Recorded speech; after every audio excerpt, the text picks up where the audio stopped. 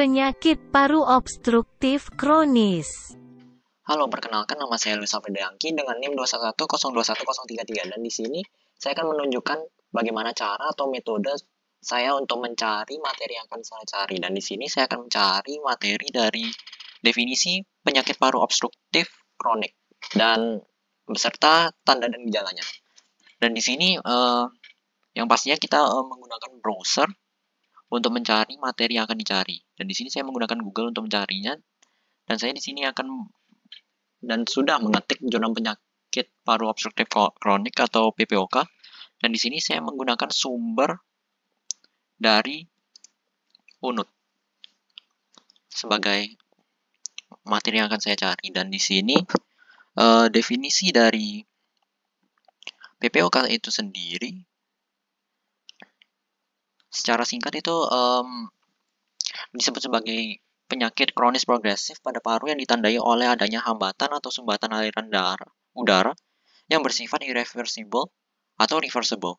Sebagian dan menimbulkan konsekuensi ekstrapulmoner bermakna yang berkontribusi terhadap tingkat keparahan pasien. Dan kemudian selanjutnya ada tanda dan gejala itu sendiri, yaitu di sebelah sini. Dari anamnesis PPOK sudah dapat dicurigai pada hampir semua pasien berdasarkan tanda dan gejala yang khas. Dan di sini ada poin-poinnya, ada 4 poin, yaitu batuk yang sudah berlangsung sejak lama dan berulang. Kemudian ada riwayat merokok atau dalam lingkungan perokok. Kemudian riwayat penyakit emfisema pada keluarga. Dan yang terakhir, sesak napas yang semakin lama semakin memberat, terutama saat melakukan aktivitas berat. Dan itu materi yang saya dapatkan. Terima kasih. Perkenalkan, nama saya Anggi Nopianti dengan NIM 211021034, kelas A6B dari kelompok 4. Di sini saya akan menjelaskan bagaimana saya mendapatkan jurnal mengenai patofisiologi dan patogenesis dari penyakit PPOK.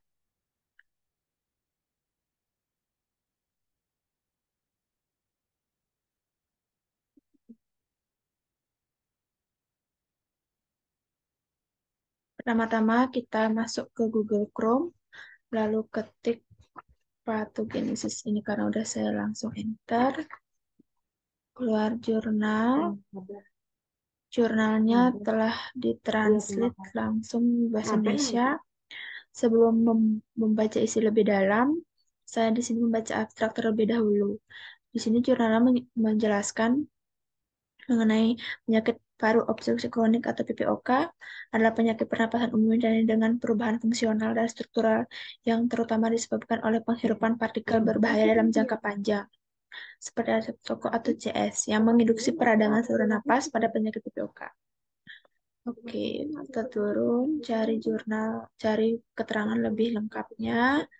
Kita baca dari di sini ada patologi molekuler yang mendasari penyakit paru obstruksi kronik atau PPOK yang dipengaruhi oleh latar belakang genetik, penuaan seluler, dan inhalasi kronis partikel berbahaya seperti pada CS atau asap rokok. Pada pasien PPOK, peradangan kronis seperti itu diketahui bertahan bahkan setelah berhenti merokok.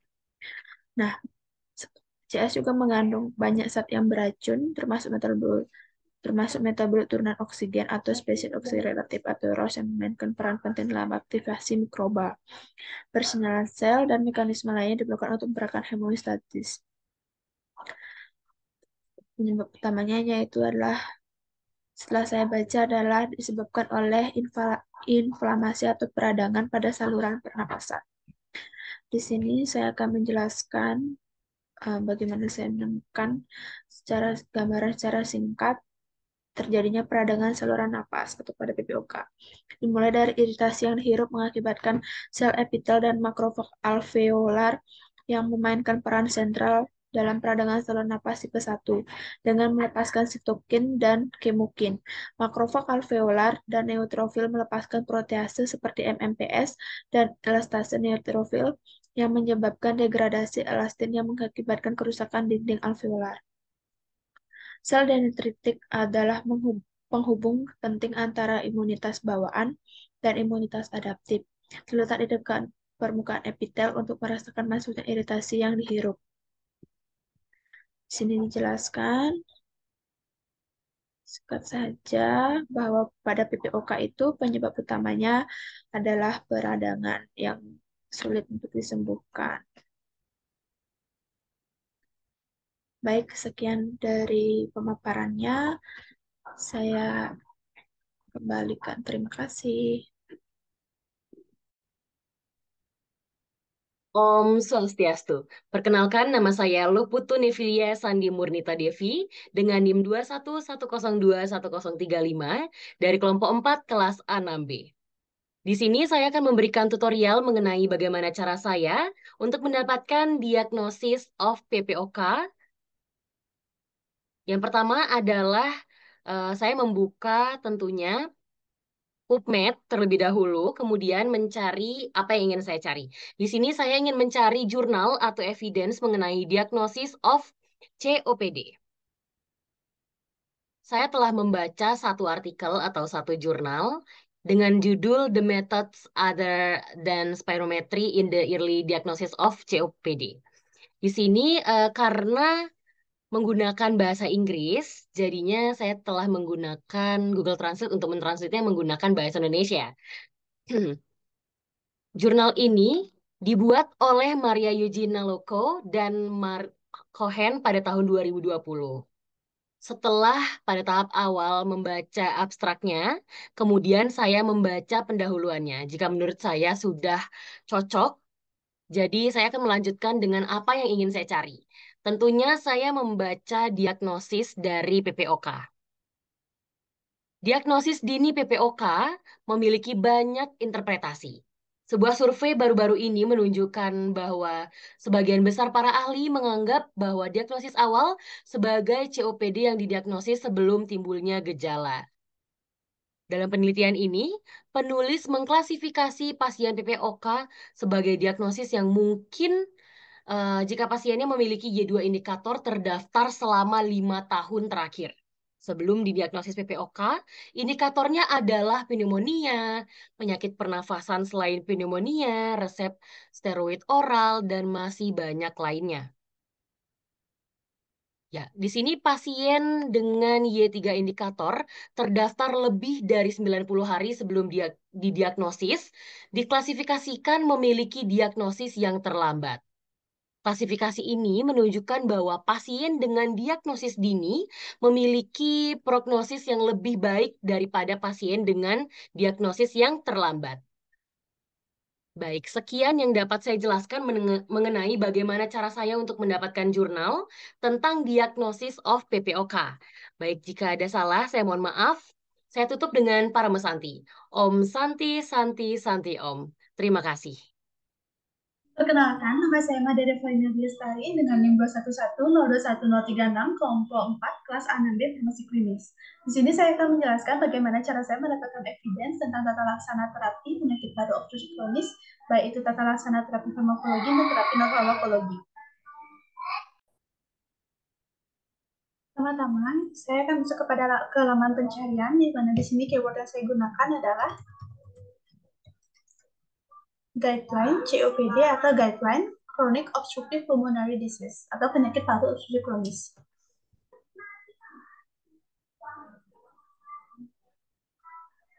Halaman pencarian awal akan muncul tampilan seperti ini, di mana dijelaskan bahwa untuk COPD treatment digunakan guideline GOLD, di mana yang di sini digunakan adalah guideline GOLD 2017. Namun untuk pencarian saya menggunakan tahun yang terbaru yaitu tahun 2023.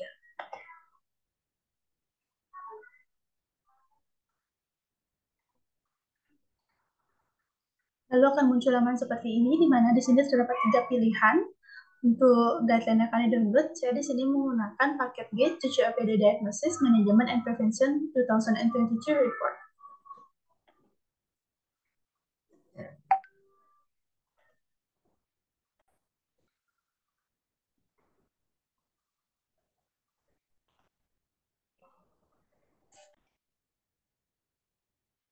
Lalu setelah terdownload akan muncul halaman seperti ini.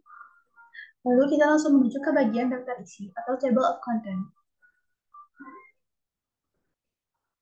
Pada guideline ini dijelaskan beberapa definisi penyakit penyakit paru obstruktif kronis, patogenesis, patobiologi, dan patofisiologi. Kemudian di chapter 2 dijelaskan tentang diagnosis dan assessment. Di chapter 3 akan dijelaskan tentang evidence supporting, prevention, and maintenance therapy. Di mana dijelaskan juga di daftar isi ini untuk terapi farmakologi digunakan bronkodilator, antimuskarinik, metilsantin, kombinasi bronkodilator, agen antiinflamasi, inhaler corticosteroid atau corticosteroid inhaler, triple terapi yaitu LABA/LAMA plus CS, oral glucocorticoid, PD4 inhibitor, antibiotik, mukolitik, dan juga beberapa pengobatan dapat digunakan untuk eksaserbasi.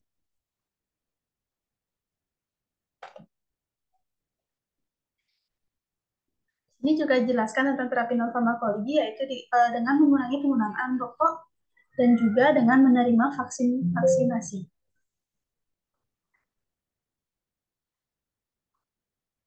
Lalu pada bagian pharmacological therapy for stable COPD, terlebih dahulu saya membaca materinya, kemudian saya tuangkan dalam bentuk kalimat-kalimat singkat yang akan masuk ke dalam PowerPoint. Selain itu di sini juga dijelaskan tentang beberapa obat yang sering digunakan dalam pengobatan penyakit paru obstruktif kronis.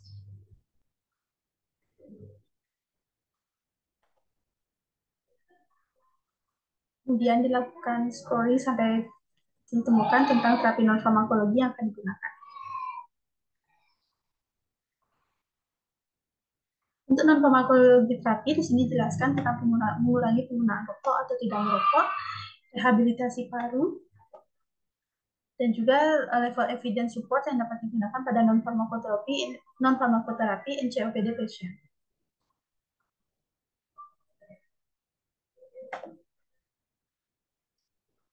Sekian penjelasan saya tentang bagaimana saya mendapatkan evidence. Setiap evidence yang saya dapatkan, saya ringkas dan saya rangkum dalam kalimat-kalimat singkat, kemudian saya tuangkan ke dalam PowerPoint. Terima kasih.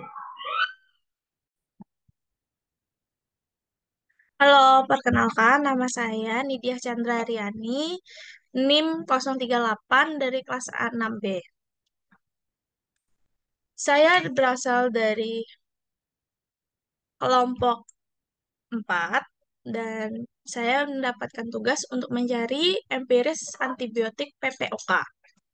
Jadi pada hari ini saya akan memberi tutorial bagaimana saya bisa mendapatkan jurnal yang saya inginkan.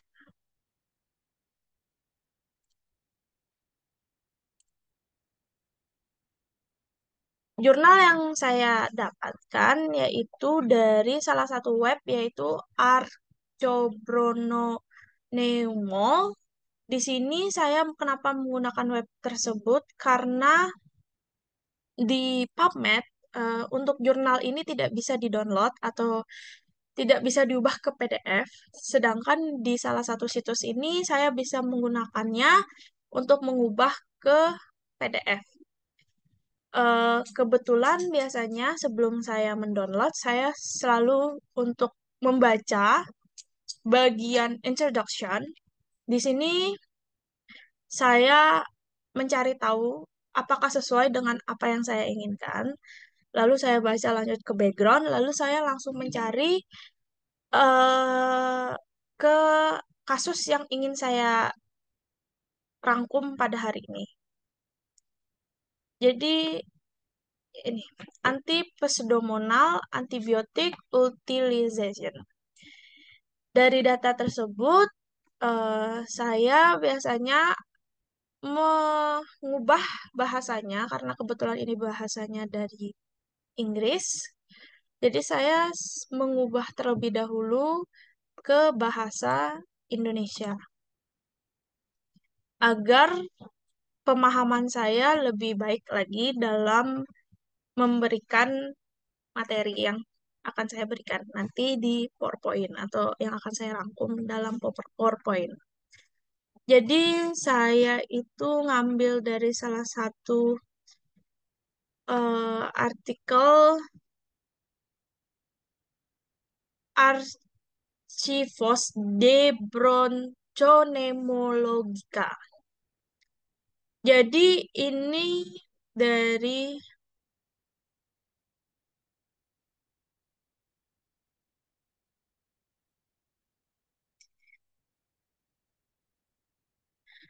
dari Departemen Pernafasan Rumah Sakit Demal yang berada di Barcelona, Spanyol. Penelitian ini. Terus lalu saya biasanya membaca dari abstrak terlebih dahulu karena ini sebagai acuan saya. Lalu saya baca latar belakangnya seperti apa, terus desain atau metode studinya yang digunakan. Lanjut saya ke bagian yang saya ingin tuju, yaitu eh, penggunaan antibiotik antipseudomonal. Antibiotik pseudomonal empiris digunakan pada 413 sebanyak 60% dari semua pasien PPOK yang dirawat di rumah sakit dengan CAP. Dengan 197 sebanyak 62% untuk pasien dengan rawat inap sebelumnya dalam 12 bulan terakhir. 25 sebesar 78% untuk pasien dengan riwayat P. aeruginosa, infeksi atau kolonasi, dan 56 sebanyak 84% untuk mereka dengan bronkiektasis. Bisa dilihat nanti datanya pada gambar 6. Nanti saya akan tunjukkan gambar 6 ya, seperti apa. Antibiotik yang paling diresepkan adalah antipseudomal beta-lactam monoterapi, yaitu sebanyak 179, yaitu 26%.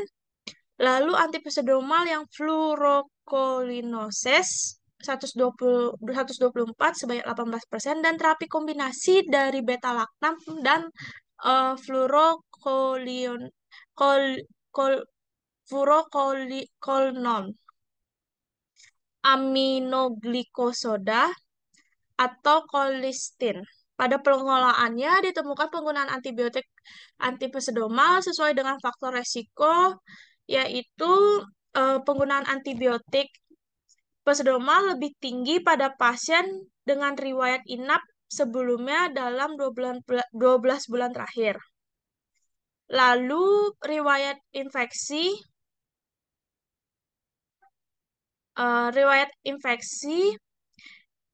kolonisasi pseudomonal aeruginosa dan bronkioletalas.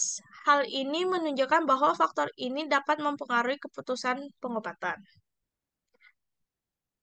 Lalu antibiotik yang sering diresepkan yang tadi saya sebutkan yaitu ada beta-lactam, ada fluorokolinol, ada terapi kombinasi yaitu beta-lactam dengan fluorokolinol, amiglykosoda atau colistin, atau antibiotik yang sangat sering diresepkan. Lalu bisa kita lihat di gambar ini. Dijelaskan penggunaan antibiotik antipseudomonal empirik aktual untuk pasien PPOK dikelompokkan menurut 3 faktor independen yang terkait dengan P. aeruginosa CAP. Penggunaan antibiotik pseudomonal empirik aktual untuk pasien PPOK, maaf saya lebih besar lagi biar lebih kelihatan, dikelompokkan menurut PAS skor PPOK-nya. Distribusi penggunaan yang tepat, perawat yang kurang, dan perawatan yang berlebihan antibiotik antipseudomonal empiris dalam cohort aktual pasien PPOK dengan CAP, dan potensi penggunaan antibiotik antipseudomonal empiris jika pas COPD diterapkan dalam praktik klinis. Studi selanjutnya harus mengeksplorasi bagaimana faktor resiko berinteraksi dan bagaimana faktor tersebut dapat meningkat resiko P. aeruginosa. Lalu penggunaan antibiotik yang tidak tepat itu sebanyak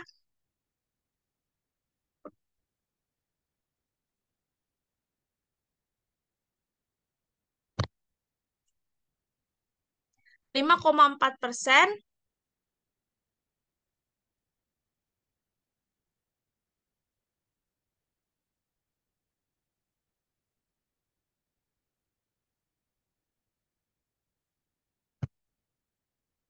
5,4% menunjukkan bahwa pasien sebagian besar penggunaan antibiotik prosedural mungkin tidak sepenuhnya sesuai dengan pedoman pengobatan yang direkomendasikan.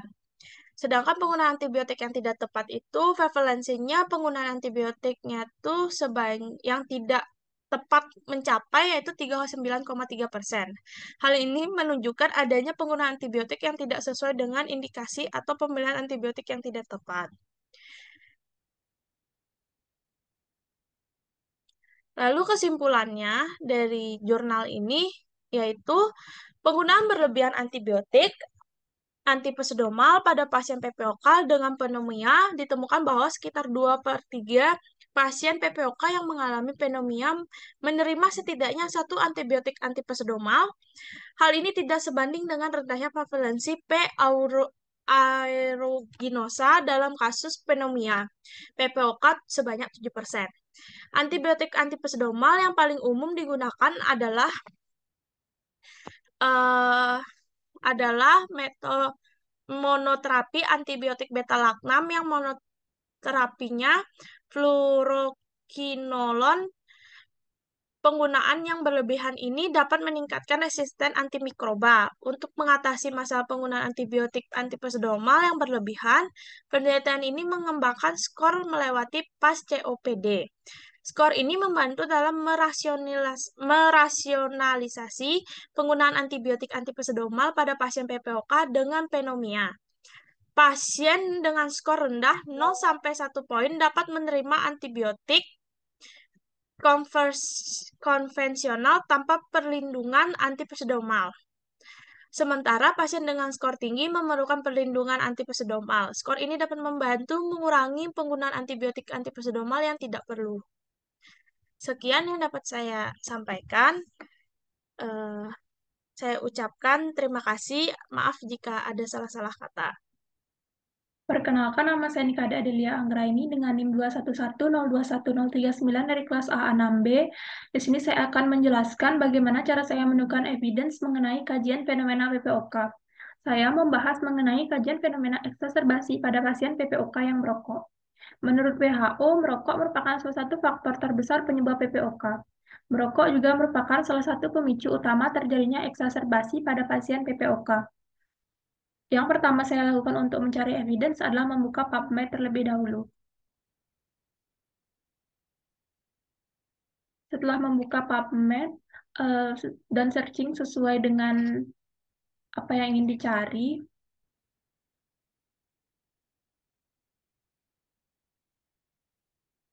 saya memilih artikel dengan judul The Effect of Smoking Cessation on the Risk of Chronic Obstructive Pulmonary Diseases Exacerbasi. Setelah itu buka link berikut untuk membuka full dari jurnal tersebut.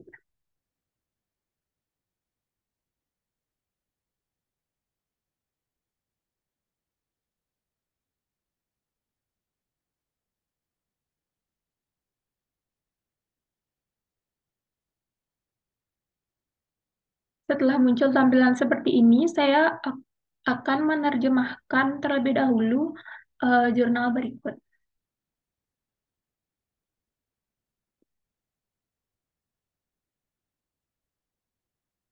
Saya mencari informasi pada jurnal ini menggunakan metode PICO. P atau pasien pada jurnal yang saya bahas itu adalah 23.971 veteran yang merupakan perokok saat ini dan masa lalu yang pernah terlibat di salah satu dari 7 klinik perawatan primer Departemen Urusan Veteran di seluruh Amerika Serikat. Intervensi pada jurnal ini adalah mantan perokok atau pasien yang sudah tidak merokok lagi.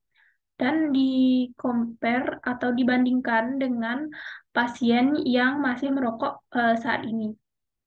Hasil dari perbandingan tersebut adalah perokok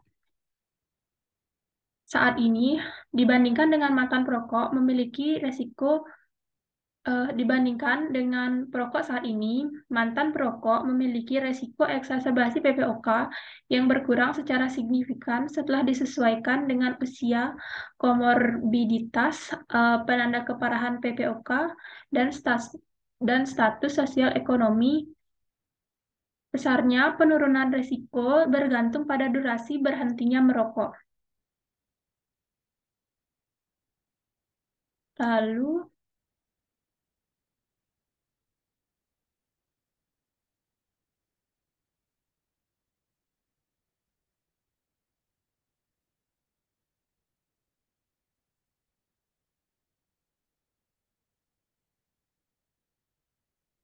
berdasarkan status merokok dan resiko eksaserbasi PPOK, selama tidak masa tindak lanjut, terdapat 1.931 eksaserbasi PPOK yang terjadi pada median 277 hari. Dibandingkan dengan perokok saat ini, mantan perokok mengalami penurunan resiko eksaserbasi PPOK secara signifikan yang tidak disesuaikan 0,84.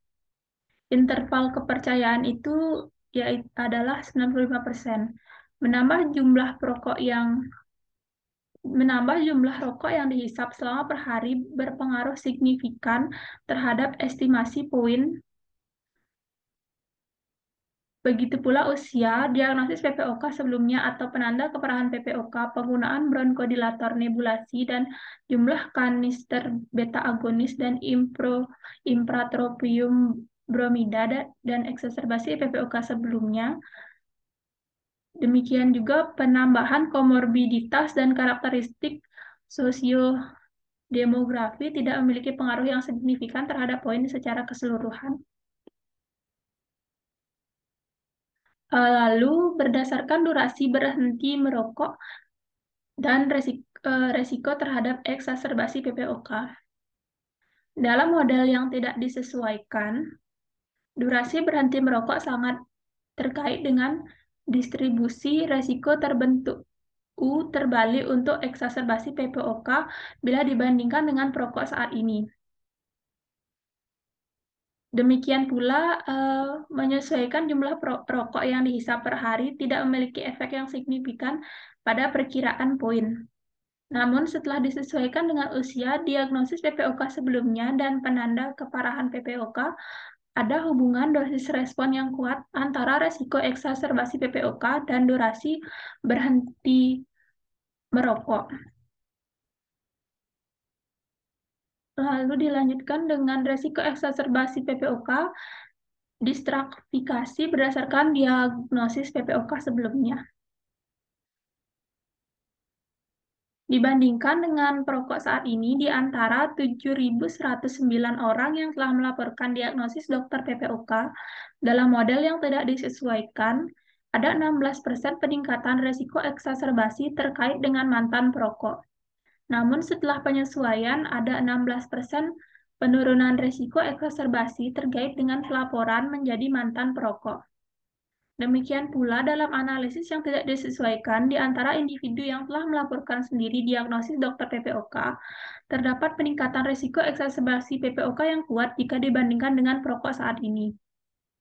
Namun, serupa dengan analisis yang dijelaskan di atas, semakin lama durasi berhenti merokok, maka semakin kecil risiko keseluruhan eksaserbasi. Setelah penyesuaian, ada pengurangan respon dosis yang kuat dalam resiko eksaserbasi PPOK terkait dengan durasi rokok. Lalu, berdasarkan analisis sensitivitas terhadap mereka yang diobati untuk COPD dengan impratropium bromide.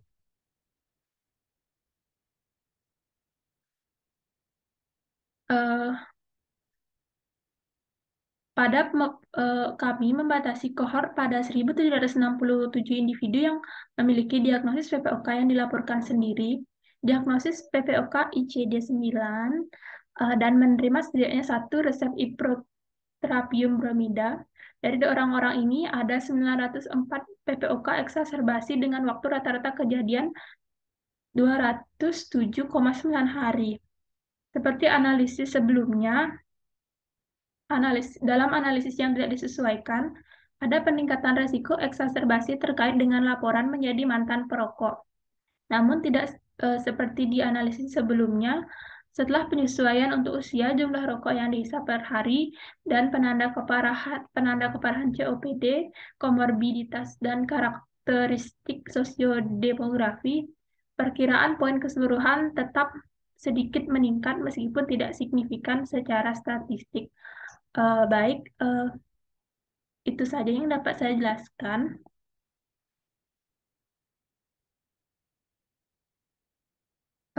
Semoga bisa dipahami. Sekian, terima kasih. Perkenalkan, nama saya Mada Devana Bestari dengan NIM 211-021036. Saya dari kelompok 4 kelas 6 Farmasi Klinis. Di sini saya akan menjelaskan bagaimana cara saya mendapatkan evidence tentang tata laksana terapi penyakit pada obstruksi kronis, yaitu penggunaan inhaler corticosteroid.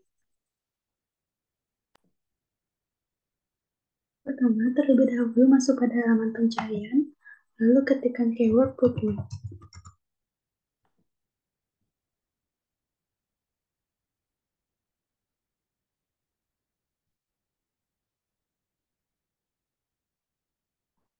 Setelah muncul halaman seperti ini, saya menggunakan keyword the effectiveness of ICS or inhaler corticosteroid in patient chronic obstructive pulmonary disease.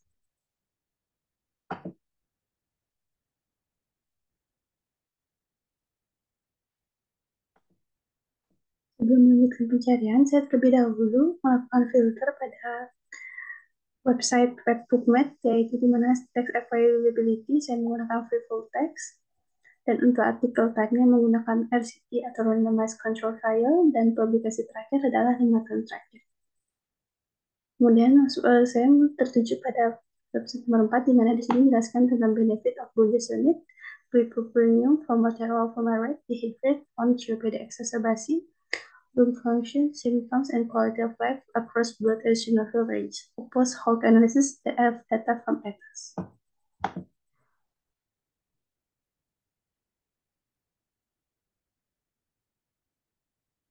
Lalu di sini akan tampak pada abstrak, di mana dijelaskan bahwa blood eosinophil disebut dengan EOS, dan untuk chronic pulmonary disease dengan singkatan COPD pada 52 minggu studi ETAS.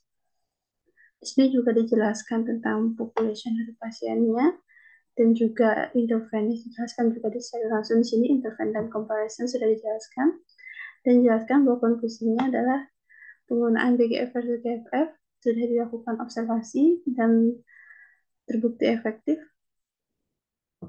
pada exacerbasi, dan juga dengan blood eosinophil yang terhitung lebih dari 100 cells per milimeter kubik.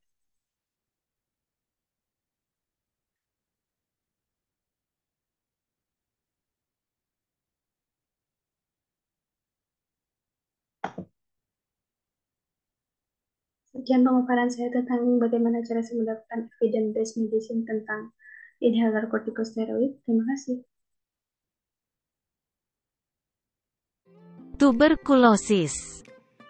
Halo, perkenalkan saya Lusa Fedoyangki dengan NIM 211021033. Dan di sini saya akan mencari dan menunjukkan cara atau metode saya untuk mencari materi yang saya cari, yaitu definisi dari tuberkulosis atau TBC. Dan di sini kita pastinya menggunakan browser untuk mencari materi yang kita cari. Dan di sini saya menggunakan Google, dan di sini saya mengetik Pedoman Nasional Pelayanan Kedokteran PNPK dan tata laksananya tuberkulosis. Dan di sini saya menemukan yang paling atas. Di sini saya menggunakan guideline dari PNPK. Dan selanjutnya saya download dan didapatkan file guideline ini. Dan di sini dari definisi tuberkulosis itu di halaman 9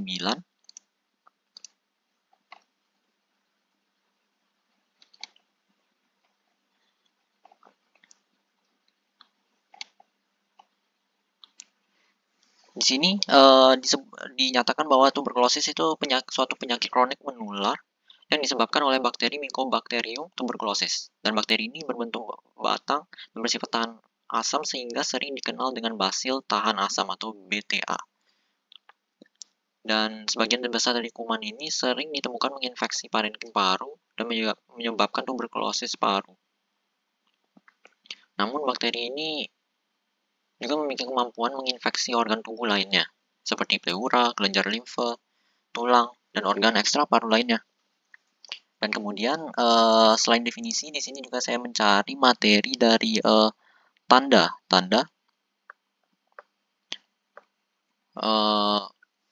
gejala dari pasien yang terkena tuberkulosis. Dan di sini gejala dari penyakit tuberkulosis itu bergantung pada lokasi lesi, sehingga dapat menunjukkan manifestasi klinis sebagai berikut. Dan di sini ada batuk lebih dari 2 minggu, batuk berdarah dapat bercampur darah, dapat disertai nyeri dada dan sesak nafas. Dan ada pula gejala lain yang meliputi malaise, penurunan berat badan, menurunnya nafsu makan, menggigil, demam, dan berkeringat di malam hari. Dan sekian dari materi yang saya cari. Terima kasih. Perkenalkan, saya Nika De Angelina dengan NIM 211021040 dari kelas A6B kelompok 4. Di sini saya akan menjelaskan bagaimana cara saya mendapatkan evidence atau jurnal terkait dengan patogenesis atau patofisiologi dari penyakit tuberkulosis. Yang pertama, kita buka Google Chrome, kemudian menuju ke website pubmed.ncbi.nlm.nih.gov. Nah, di sini saya mencari dengan judul Mycobacterium tuberculosis.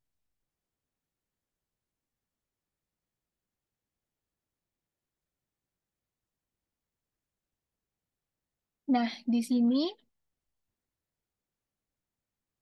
saya filter dengan ketersediaan teks gratis dan waktu 10 tahun terakhir. Untuk jurnal yang saya pilih berjudul Human Tuberculosis and Mycobacterium Tuberculosis Complex.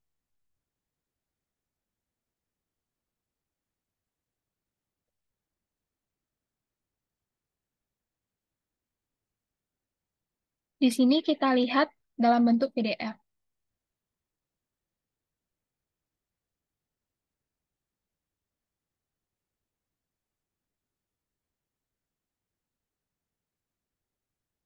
Nah, jurnal yang berjudul Human Tuberculosis and Mycobacterium Tuberculosis Complex ini diterbitkan pada tahun 2021 oleh Kanabalan dan kawan-kawan.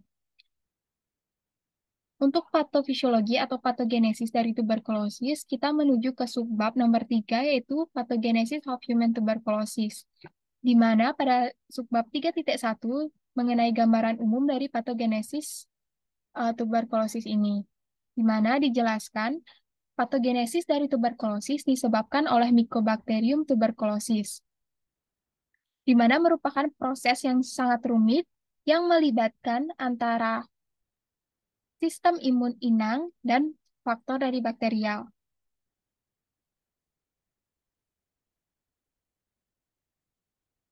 Selanjutnya, patogenesis ini dimulai dari penghirupan udara yang terinfeksi, di mana dalam udara itu telah terkontaminasi oleh bacilli droplet nuclei dari Mycobacterium tuberculosis tersebut, yang berdiameter 1-5 mikrometer, di mana partikel ini diperoleh dari individual yang memang aktif mengidap penyakit tuberkulosis, di mana individu tersebut menyebarkan virus tuberkulosis ini melalui bersin ataupun batuk yang tersebar di udara.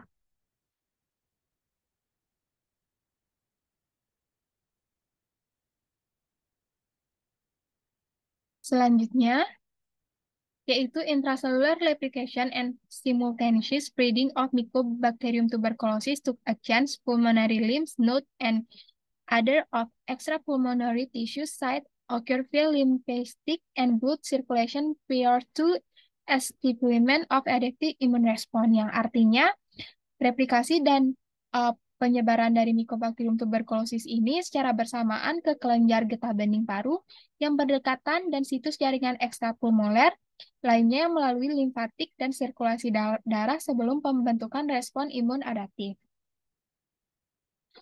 Selanjutnya, development of adaptive immunity begins right after spreading Mycobacterium tuberculosis inside lymph nodes, yang artinya perkembangan dari imunitas adaptif ini dimulai setelah penyebaran Mycobacterium tuberculosis itu sendiri di dalam kelenjar getah bening.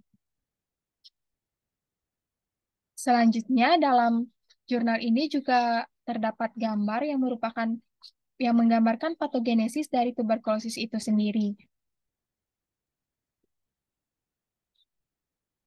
di mana dimulai dari paparan droplet yang mengandung Mycobacterium tuberculosis ini, yang tersebar di udara, baik disebabkan dari batuk ataupun bersin. Kemudian, respon imun protektif akan bekerja dan mengenali bakteri penyebab infeksi tersebut, seperti dari makrofag, granuloma, dan CD4 T-cell. Nah, selanjutnya akan menyebabkan infeksi tuberkulosis primer. Dari infeksi tuberkulosis primer ini akan menyebabkan respon imun adaptif yang kuat, di mana respon imun ini akan bekerja dengan melakukan pembatasan pertumbuhan mikobakteri awal, di mana dalam pembatasan ini terjadi dari dua fase, yaitu yang pertama mikobakteria tumbuh dan terhenti dan musnah. Yang kedua yaitu mikobakteria tumbuh, kemudian terhenti, tapi beberapa basil masih bertahan dalam keadaan tidak aktif untuk beberapa tahun ke depan. Nah, basil ini akan menyebabkan infeksi tuberkulosis laten, di mana dalam infeksi tuberkulosis laten ini terbagi menjadi dua, yaitu respon imun inang yang persisten atau menetap yang menyebabkan resolusi dari infeksi laten. Dan yang kedua yaitu respon imun yang terganggu yang menyebabkan pengaktifan kembali dari Mycobacterium tuberculosis itu. Sehingga terjadinya post-infeksi tuberkulosis primer. Nah, di sisi lain, jika seseorang terpapar kembali oleh Mycobacterium tuberculosis tersebut, akan mengalami post-infeksi tuberkulosis primer. Dari post-infeksi tuberkulosis primer ini akan menyebabkan aktifnya infeksi tuberkulosis. Selain itu, dari infeksi tuberkulosis primer juga menyebabkan respon imun yang lemah, sehingga terjadinya pertumbuhan mikobakteria yang tidak terkontrol dan menyebabkan infeksi tuberkulosis aktif.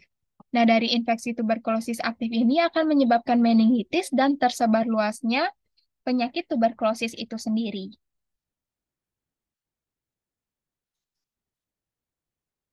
Selanjutnya, kita menuju ke host Mycobacteria infection and the pathogenesis of human tuberculosis, di mana yang pertama yaitu gambaran umum dari Mycobacteria essential virus factor. Di sini dijelaskan bahwa patogenesis dari tuberkulosis ini bergantung pada interaksi halus antara sel inang dengan berbagai strategi kelangsungan hidupnya dari Mycobacterium tuberculosis itu sendiri. Kemudian kebanyakan dari Mycobacterium tuberculosis ini dapat ditemukan pada Mycobacteria non-patogenik, yang menunjukkan bahwa Mycobakteri patogen dapat memodifikasi genom mereka dengan perolehan minimal gen virulensi yang menonjol untuk beradaptasi dari gaya hidup bebas ke lingkungan intraseluler.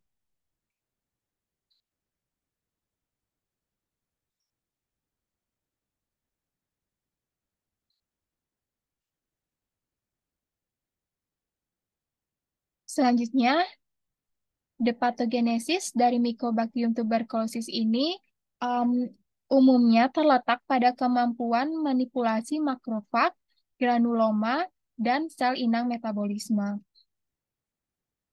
Selanjutnya, yaitu pada subbab 3.3.4 mengenai Mycobacterium tuberculosis and granuloma formulation. Di mana di sini dijelaskan at the initial stage of infection, Mycobacterium tuberculosis akan mengandalkan lingkungan dengan sifat inflamasi untuk membentuk granuloma. Namun demikian, kelangsungan hidupnya dikaitkan dengan lingkungan yang kurang atau rendahnya tingkat inflamasi. Patogenesis selanjutnya yaitu pada subbab 3.3.5 dengan judul Mycobacterium tuberculosis and host cellular metabolism. Di sini dijelaskan bahwa Mycobacterium tuberculosis ini mengubah sintesis lipid yang mendorong pembentukan lipid body yang terkait pada foamy macrophage, di mana ini memiliki trigliserol yang sangat tinggi, yang merupakan lipid untuk penyimpanan dari Mycobacterium tuberculosis itu sendiri.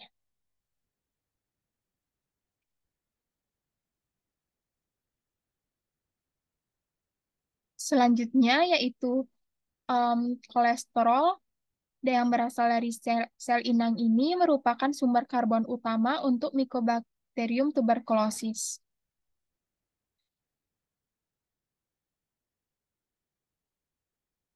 Nah, Mycobacterium tuberculosis ini beradaptasi secara metabolik selama pembentukan inti nekrotik granuloma dan menginduksi kompensasi dalam metabolisme sel inang yang akan menghasilkan ceruk dan suplai kolesterol jangka panjang untuk pertumbuhan Mycobacterium tuberculosis yang persisten.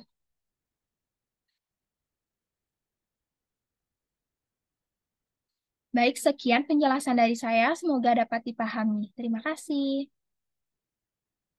Om Swastiastu. Perkenalkan, nama saya Luputu Nevilia Sandi Murnita Devi dari kelompok 4 kelas A6B. Di sini saya akan memberikan tutorial cara saya mendapatkan evidence atau jurnal di PubMed. Langkah awalnya adalah saya membuka Chrome terlebih dahulu. Nah, di sini setelah membuka Chrome, saya selanjutnya mencari PubMed Mycobacterium tuberculosis diagnosis. Di sini disesuaikan dengan pencarian apa yang sebenarnya kita mau cari. Nah, setelah dicari akan muncul beberapa web yang menunjukkan kesesuaiannya dengan apa yang kita cari. Di sini saya sudah membuka satu web, yaitu web pertama, yang menurut saya sudah pas dengan apa yang saya cari. Nah, ketika dibuka, biasanya saya membaca pada abstrak terlebih dahulu. Di sini ada background-nya, metode, result, dan lainnya. Tapi di sini saya sudah menerjemahkannya menggunakan bahasa Indonesia. Jadi di sini saya akan mereview jurnalnya menggunakan jurnal dengan bahasa Indonesia. Setelah membaca ringkasannya atau abstraknya, jika menurut saya sudah sesuai dengan apa yang saya cari, saya akan melanjutkan ke diagnosisnya. Nah, di sini sudah tertera diagnosis dari tuberkulosis. Teknik utama untuk diagnosis tuberkulosis TB aktif adalah demonstrasi mikroskopis langsung dari tes patogen kultur dan amplifikasi asam nukleat. Umumnya, prosedur berbasis reaksi berantai polimerase atau PCR. Sampel untuk pengujian harus diperoleh sebelum dimulainya pengobatan. Dan penyelidikan untuk TBC ini harus ditentukan pada formulir permintaan karena tidak selalu merupakan bagian dari program rutin. Tuberkulosis dapat disingkirkan jika mikroskop gagal mendeteksi batang tahan asam dalam sampel dahak untuk dikumpulkan pada 3 hari terpisah. Di sini juga tertera informasi-informasi lainnya. Metode berbasis PCR memungkinkan kesimpulan tentang resistensi terhadap zat yang biasanya digunakan untuk diambil langsung dari dahak atau bahan positif PCR lainnya, sehingga memungkinkan deteksi dini TB monoresisten atau multiresisten. Namun pengujian komprehensif resisten terhadap semua zat yang tersedia, misalnya jika diduga TB ekstra paru, aspirasi, sampel biopsi atau cairan tubuh seperti urin, sperma, feses, atau cairan lainnya juga harus diselidiki dengan menggunakan metode yang sudah dijelaskan pada materi ini. Penting untuk memasukkan TB ke dalam diagnosis banding dan mengirim materi tidak hanya untuk histopatologi terapi, juga untuk resistensi terhadap obat.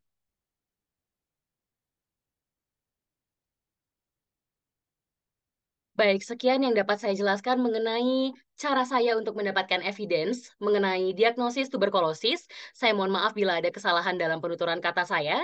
Akhir kata saya ucapkan terima kasih. Om Santi Santi Santi Om. Perkenalkan, nama saya Mikadek Chandra Kurnia Dwianti, NIM 211021041 dari kelas A6B. Di sini saya akan mencari guideline mengenai tata laksana penyakit TB.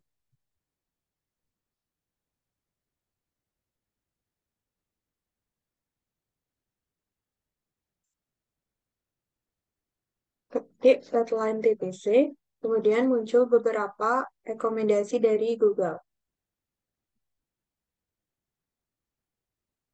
Ini merupakan pedoman nasional pelayanan kedokteran dan tata laksana tuberkulosis. Kemudian download. Guideline ini diterbitkan oleh Kementerian Kesehatan Republik Indonesia.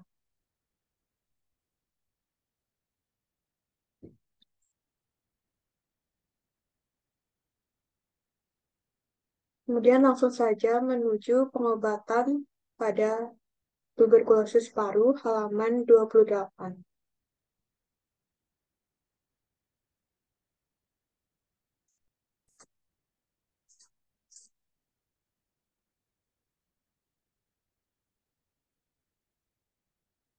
Di sini dijelaskan tujuan pengobatan TB, prinsip pengobatan TB, dan tahapan pengobatan TB yang terdiri dari dua tahap, yaitu tahap awal di mana pengobatan diberikan setiap hari, dan tahap lanjutan di mana pengobatan tahap lanjutan bertujuan membunuh sisa-sisa kuman yang masih ada dalam tubuh, khususnya kuman persisten, sehingga pasien dapat sembuh dan mencegah terjadinya kekamukan. Di sini juga terdapat dosis rekomendasi OAT lini pertama untuk dewasa. Paduan obat standar pasien TB untuk kasus baru itu, fase intensifnya adalah RHZE selama 2 bulan dan fase lanjutan RH selama 4 bulan. Ini akan dicantumkan pada PowerPoint kami.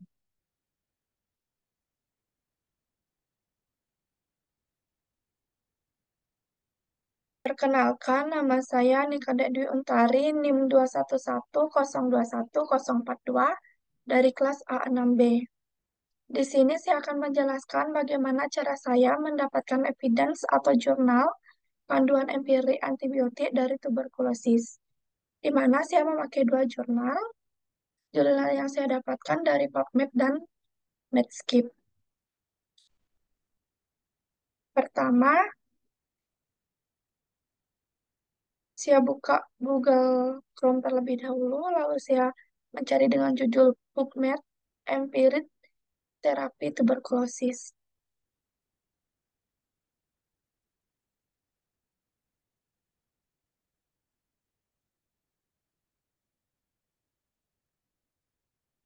Di mana jurnal yang saya pakai dengan judul Empiric Treatment of Pulmonary in the Expert Era Correspondent of Sputum Culture Expert MTB Risk and Clinical Diagnosis,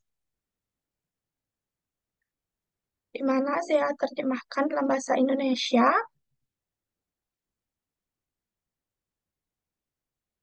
di mana penggunaan antibiotik tuberkulosis berdasarkan data yang saya dapatkan terlihat bahwa diagnosis tuberkulosis klinis dan pengobatan empirik secara tradisional umum di antara pasien dengan hasil tes bakteriologis negatif, di mana hasil yang didapatkan yaitu selama periode 9 bulan, 99 pasien didiagnosis dengan tuberkulosis paru dan kemudian kultur sputum selesai.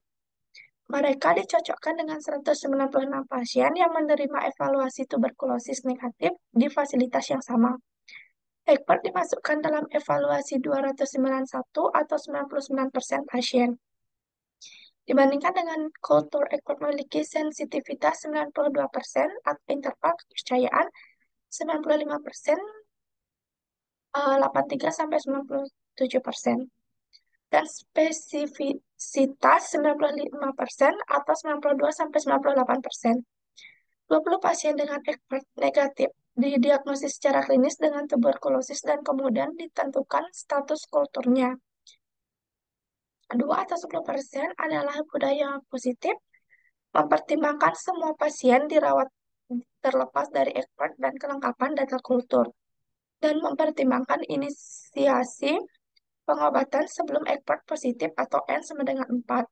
Menjadi empiris 26/101 atau 26% kursus pengobatan tuberkulosis dimulai secara empiris.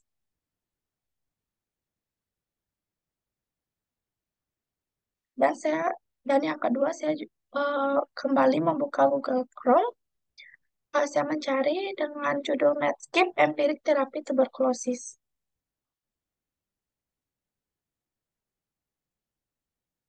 Di mana jurnal yang saya pakai berjudul Tuberkulosis atau TB Medication. Dan saya terjemahkan dalam bahasa Indonesia.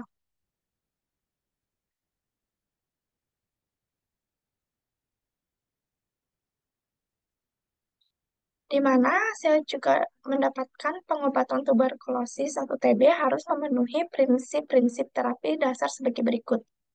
Yang pertama ada regimen, apapun harus menggunakan banyak obat yang rentan terhadap Mycobacterium tuberculosis. Yang kedua ada obat-obatan harus diminum secara teratur. Dan yang ketiga ada terapi harus dilanjutkan untuk jangka waktu yang cukup untuk mengatasi penyakit. Saya juga mendapatkan panduan empirik umum untuk antibiotik tuberkulosis. Yang pertama ada skema pengobatan standar untuk tuberkulosis paru yang belum terjadi resistensi obat, umumnya melibatkan penggunaan kombinasi 4 obat. Antituberkulosis yaitu isoniazid, rifampicin, rifampicin, piraziamid, dan ethambutol atau streptomycin. Durasi pengobatan standar adalah 6 bulan dengan regimen intensif selama 2 bulan awal yang melibatkan keempat obat tersebut diikuti oleh regimen lanjutan selama 4 bulan yang melibatkan isoniazid dan rifampicin. Di mana dalam 3 uji coba fase 3, regimen pengobatan yang lebih pendek tidak seefektif regimen standar 6 bulan. Yang pertama, dalam semua uji coba, salah satu obat pengobatan standar diganti dengan fluoroquinolone pada penelitian pertama, ethambutol diganti dengan datifloxacin selama 2 bulan pengobatan intensif diikuti dengan fase lanjutan selama 2 bulan. Pada kelompok regimen yang lebih pendek, 21,0% pasien memiliki hasil yang tidak baik, dibandingkan dengan 17,2% pasien pada kelompok regimen standar. Tingkat kekambuhan masing-masing adalah 14,6% dan 7,1% pada kedua kelompok. Dan pada studi yang kedua melibatkan regimen pengobatan 4 bulan di mana moxifloxacin diganti dengan isoniazid selama 2 bulan, diikuti dengan moxifloxacin dan rifampicin 2 kali seminggu selama 2 bulan. Regimen yang lebih pendek ini lebih rendah daripada regimen 6 bulan dan dengan moxifloxacin dan regimen pengobatan standar 6 bulan. Di mana pada penelitian yang ketiga, yaitu ethambutol atau isoniazid, diganti dengan moxifloxacin. Hasil yang menguntungkan terlihat pada 95% dan 80% dari dua kelompok moxifloxacin dibandingkan dengan 92% dari kelompok pengobatan standar. Di mana saya juga mendapatkan agen tuberkulosis. Di mana tujuan pengobatan TB adalah untuk mempersingkat perjalanan klinis TB, mencegah komplikasi, mencegah perkembangan latensi atau kekambuhan selanjutnya, dan mengurangi kemungkinan penularan TB. Pada pasien dengan TB laten, tujuan terapi adalah untuk mencegah perkembangan penyakit. Dan saya juga mendapatkan informasi obat yang digunakan. Yang pertama ada obat yang digunakan isoniazid, di mana isoniazidlah obat pilihan untuk digunakan dalam terapi pencegahan, obat utama untuk digunakan dalam terapi kombinasi untuk TB aktif. Dan yang kedua ada rifampicin, di mana obat rifampicin ini digunakan dalam kombinasi dengan setidaknya satu obat antituberkulosis lain untuk pengobatan TB aktif. Di mana obat ini dapat menghambat aktivitas RNA polimerase yang bergantung pada DNA dan dalam sel bakteri, tetapi tidak pada sel mamalia. Resistansi silang dapat terjadi. Yang ketiga ada piraziamid, di mana pada obat piraziamid ini adalah analog pirazina dari nikotinamid yang bersifat bakteriostatik atau bakterisida terhadap tuberkulosis, di mana tergantung pada konsentrasi obat yang dicapai pada keempat infeksi. Yang keempat adalah ethambutol, di mana ethambutol berdifusi ke dalam sel mikobakteri yang tumbuh aktif, atau misalnya Bacil tuberkel. Eh, ini dapat merusak metabolisme sel dengan menghambat sintesis satu atau lebih metabolit yang pada gilirannya menyebabkan kematian sel. Dan tidak ada resistensi silang yang telah dibuktikan.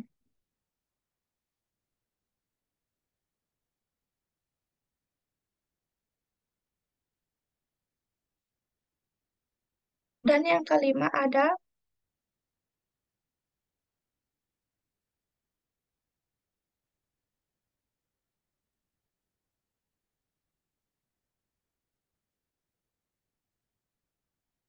moxifloxacin, di mana pada moxifloxacin, obat antituberkulosis klinik kedua, dapat menghambat subunit DNA girase yang mengakibatkan penghambatan replikasi dan transkripsi DNA bakteri. Di mana moxifloxacin dapat digunakan untuk MDR TB yang disebabkan oleh organisme yang diketahui atau dianggap sensitif terhadap fluoroquinolone, atau ketika obat lini pertama tidak dapat digunakan karena intoleransi. Di mana yang terakhir ada pengobatan rifampicin, di mana pada pengobatan rifampicin ini digunakan 2 kali seminggu sebagai bagian dari regimen obat ganda selama 2 bulan selama fase intensif pengobatan TB. Kemudian sekali seminggu selama 4 bulan bersama dengan isoniazid atau agen yang sesuai untuk organisme yang rentan. Obat ini juga dapat diindikasikan untuk orang dewasa dan anak-anak berusia 2 tahun atau lebih dengan TB laten yang dikombinasikan dengan isoniazid sebagai terapi sekali seminggu selama 12 minggu. Di mana pada rifampicin dapat menghambat RNA polimerase yang bergantung pada DNA pada stain organisme M. tuberculosis yang rentan. Baik, sekian setelah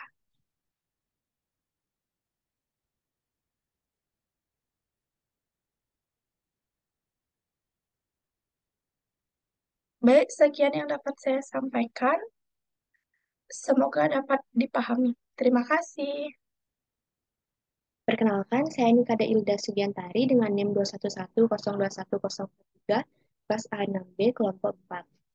Di sini saya akan menjelaskan terkait bagaimana cara saya untuk mendapatkan jurnal tentang kajian fenomena TBC. Yang pertama, saya mencari Google Scholar terlebih dahulu. Pada kolom pencarian, saya mengetik fenomena medis. Nah, pada hasil pencarian terlihat eh, fenomena yang ada pada tuberkulosis itu yaitu multidrug resistant. Nah, untuk mendapatkan jurnal yang lebih banyak, saya mencari kasus multidrug resistant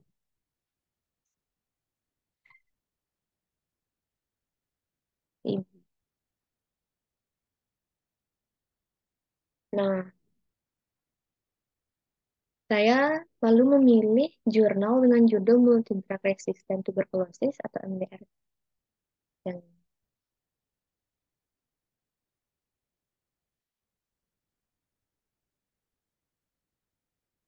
lalu saya klik PDF-nya.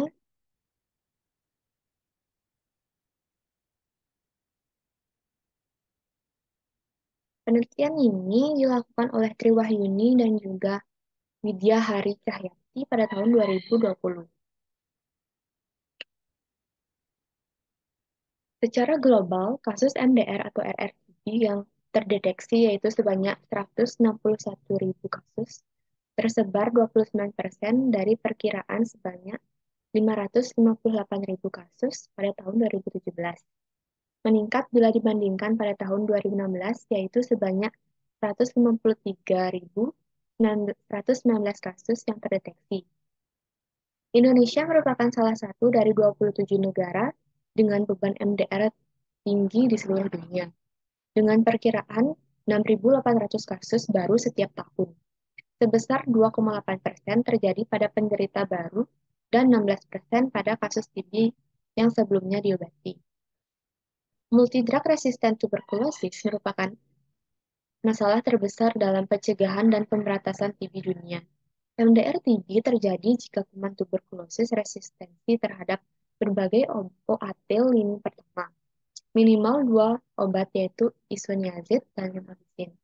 Munculnya kasus MDR-TB memberikan hambatan dan tantangan baru terhadap efektivitas program penanggulangan TB karena penegakan diagnosis yang sulit.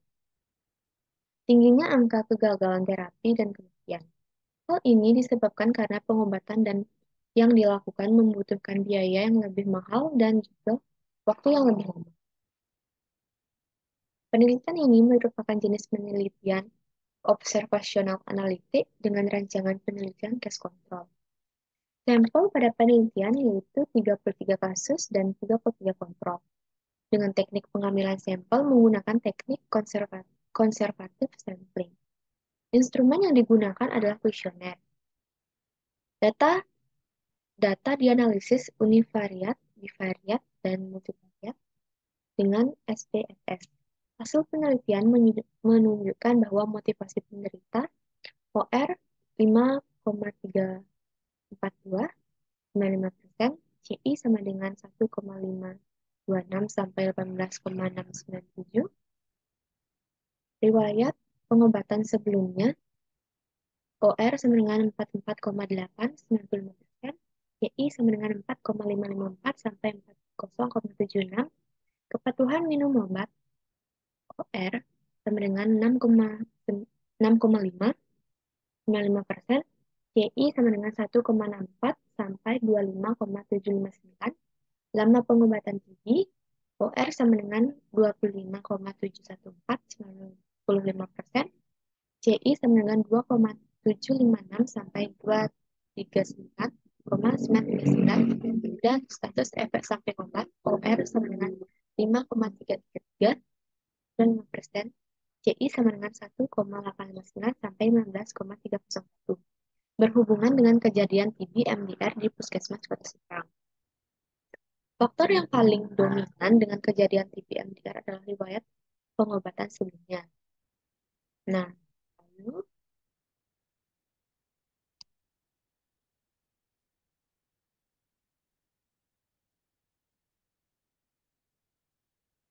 dropout maupun gagal dari pengobatan TB merupakan salah satu penyebab terjadinya resistensi obat.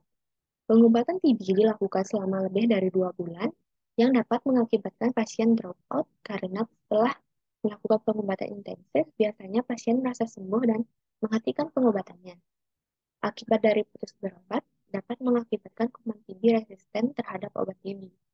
Resisten terhadap OAT terjadi akibat adanya mutasi pada gen mikrobakterium tuberkulosis. Mutasi ini dapat diinduksi oleh kadar terapeutik obat yang tidak adekuat, terutama akibat ketidakpatuhan selama mengkonsumsi OAT. Baik, sekian dari saya. Terima kasih. Perkenalkan, nama saya Nikadek Chandra Kurnia Dwianti, NIM 211021041 dari kelas A6B. Di sini saya akan mencari IBM mengenai pengobatan untuk TBC.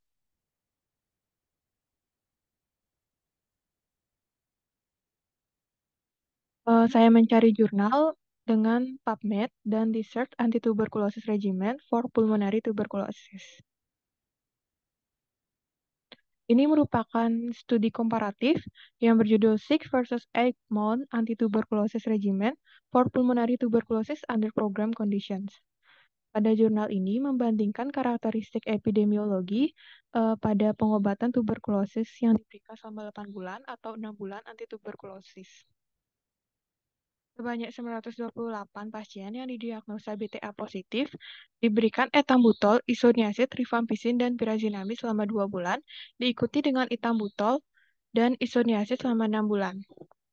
Dan dibandingkan dengan fase intensif yang sama, dan diikuti selama 4 bulan, rifampicin dan isoniazid. Proporsi keberhasilan adalah 77,8% dengan 2 RHZE dan 6 EH, dan 85,2% dengan 2 RHZE dan 4 HRH.